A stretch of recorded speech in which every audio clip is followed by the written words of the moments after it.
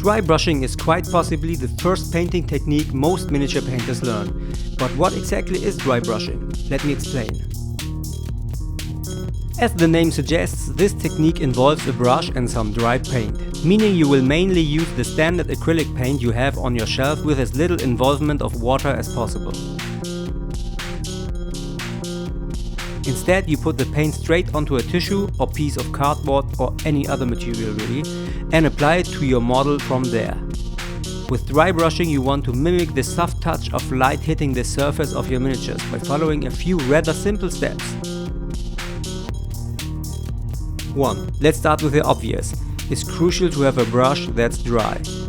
So you don't want to rinse the brush in water beforehand as usual. Same for the paint of course. However, sometimes when you feel the paint is a bit dusty, a bit of humidity will help. But be careful with the amount of water you mix into your paint to avoid streaks. 2. Less is more. While dry brushing, try to be careful with the amount of paint you apply to the model surface.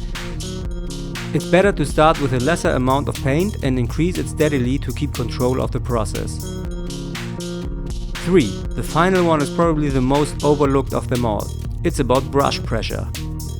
That's a very important topic since the pressure with which you apply the paint has great influence on the way the paint will look in the end. This also means the most exposed parts of the model should receive more paint than the underlying ones, which has to do with volume, but more about this in a future video.